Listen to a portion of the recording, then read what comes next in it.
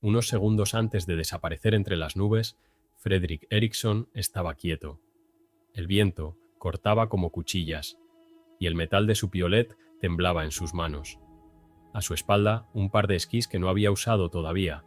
Bajo sus pies, una pendiente de hielo tan empinada que el más mínimo error no daba segundas oportunidades. En ese instante, en la montaña más peligrosa del mundo, todo lo que había hecho para llegar allí se concentraba en un solo paso. Un paso que lo acercaría a su sueño, o que lo alejaría de la vida para siempre. Para entender cómo un hombre termina colgado de una pared helada a 8000 metros de altura, cargando con esquís en un lugar donde apenas se puede respirar, tenemos que retroceder. No a la cima, ni siquiera a la base del K2, sino a años atrás, cuando Fredrik empezó a buscar montañas que no solo fueran altas, sino imposibles. Él no veía el peligro como un obstáculo, lo veía como un lenguaje que entendía a la perfección. Su objetivo era tan claro como arriesgado: ser el primero en esquiar desde las cumbres más altas de la Tierra. No era la más alta, pero sí la más letal.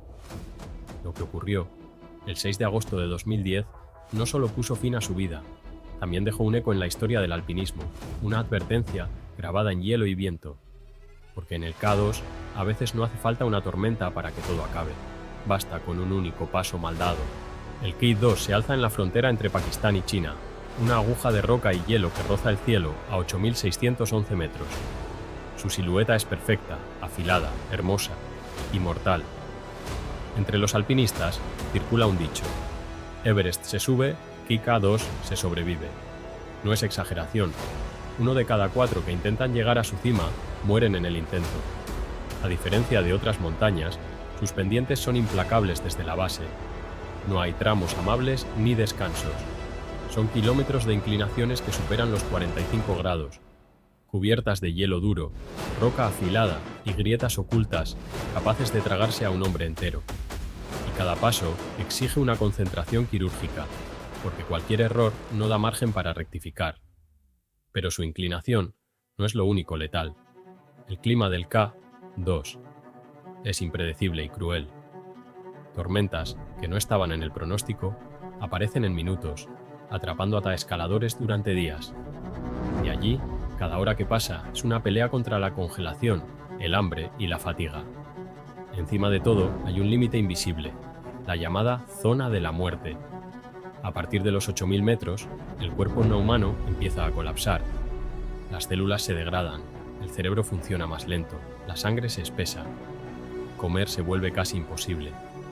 Y cada minuto en esa altitud es como un reloj de arena que corre más rápido de lo que puedes imaginar. Por eso, la mayoría de alpinistas sube y baja lo más rápido posible, asegurándose con cuerdas, usando oxígeno suplementario y cuidando cada movimiento. Pero para Fredrik Eriksson, esas reglas eran negociables. No buscaba simplemente hacer cumbre. Su meta era llevar un par de esquís hasta allí arriba y bajar con ellos puestos. En una montaña donde hasta los descensos con cuerda son un desafío mortal, su plan parecía una provocación directa al K2. Y si algo tiene esta montaña, es que no perdona a quien la provoca. Fredrik Eriksson nació el 14 de marzo de 1975 en la ciudad sueca de Sundsvall. Creció en un entorno de inviernos largos, bosques espesos y colinas cubiertas de nieve. No había grandes montañas a la vista, pero para un niño inquieto, incluso una pendiente modesta podía convertirse en un campo de pruebas. Como muchos niños suecos, aprendió a esquiar muy pronto, pero mientras sus amigos disfrutaban de las pistas acondicionadas, él buscaba la nieve virgen, la sensación de trazar un camino propio en un terreno impredecible.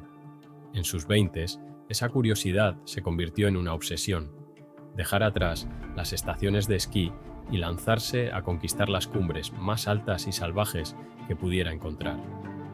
A medida que su experiencia crecía, también lo hacía su ambición. Fredrik ya no quería limitarse a esquiar montañas populares como los Alpes o las Rocosas. Quería ir donde nadie había llegado con unos esquís.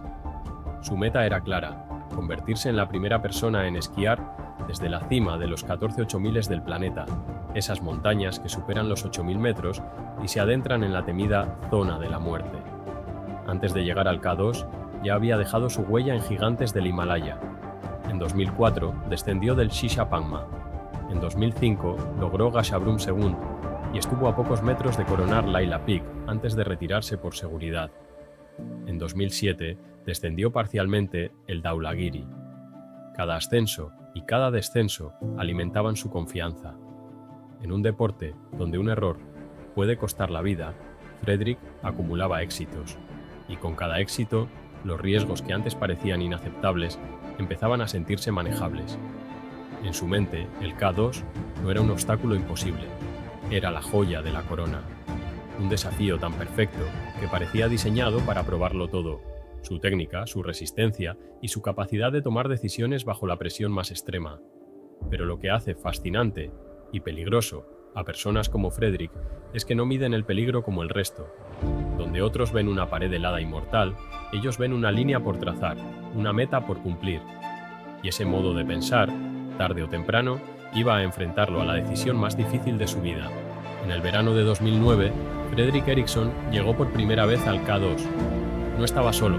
Junto a él viajaba Michele Fait, un alpinista italiano reconocido por su habilidad en terrenos extremos.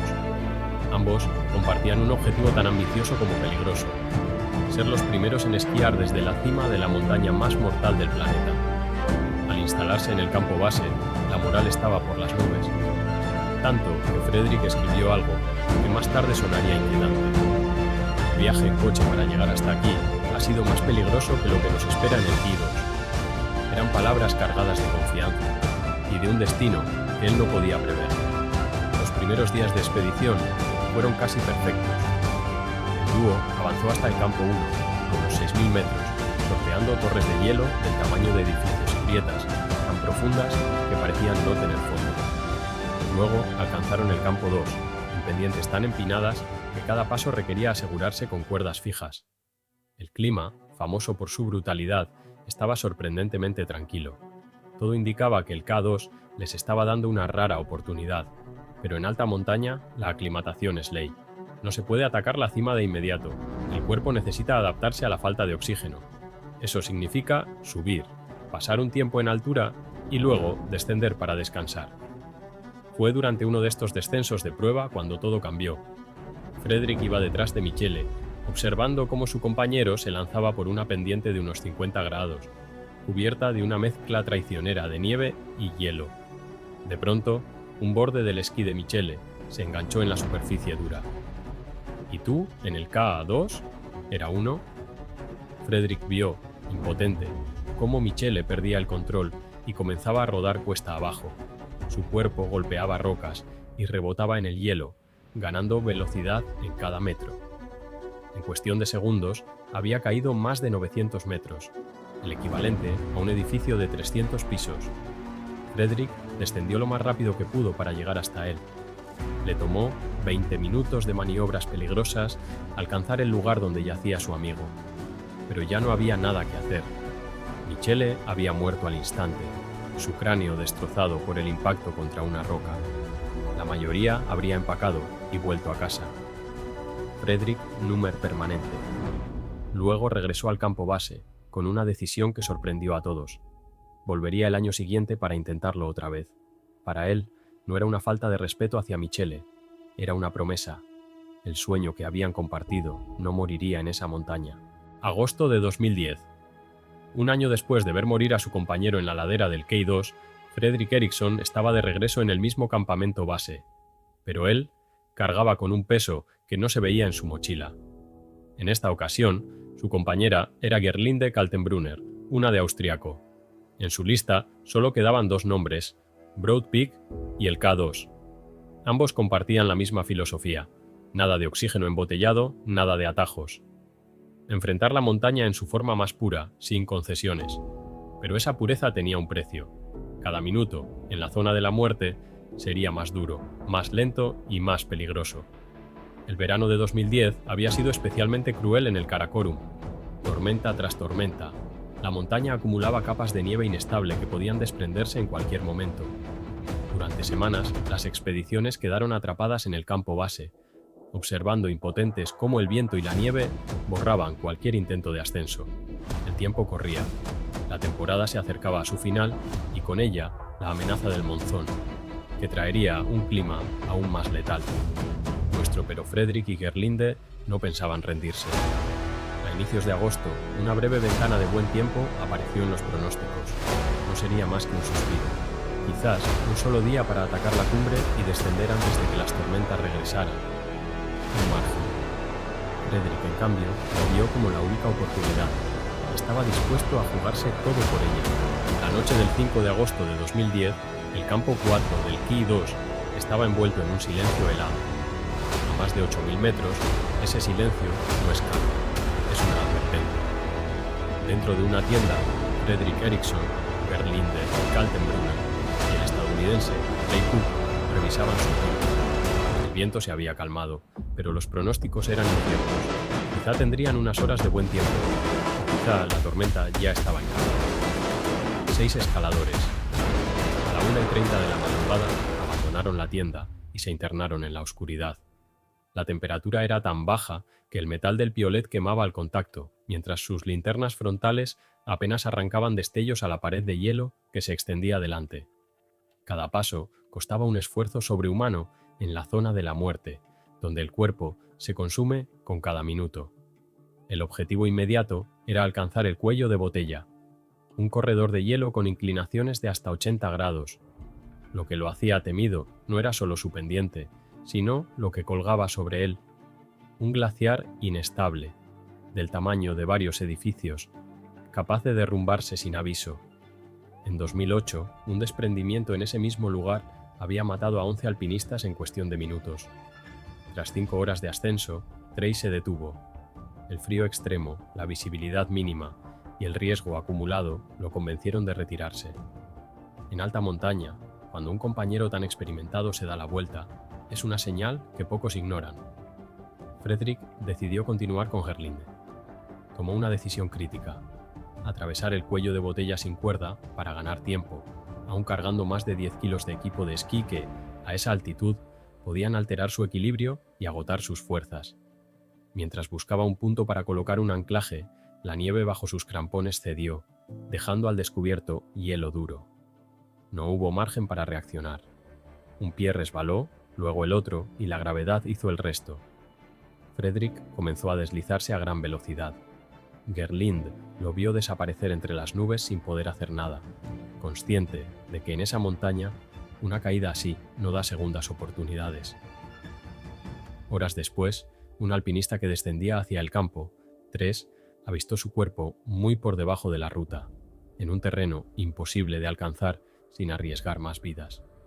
Fredrik Eriksson quedó para siempre en el Cat 2, junto al sueño que lo había llevado hasta allí, con los esquís aún sin estrenar. La noticia corrió rápido por la montaña.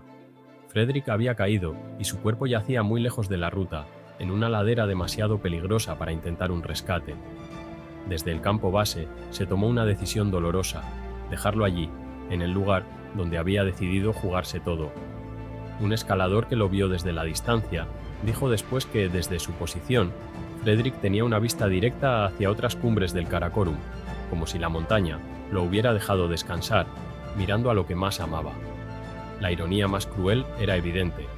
Había cargado sus esquís hasta el techo del K2, pero nunca llegó a usarlos.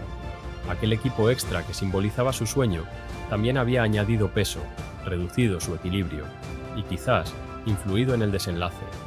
Años después, en 2018, el polaco Andrzej Bargiel se convirtió en el primero en esquiar desde la cima, del K2 hasta la base.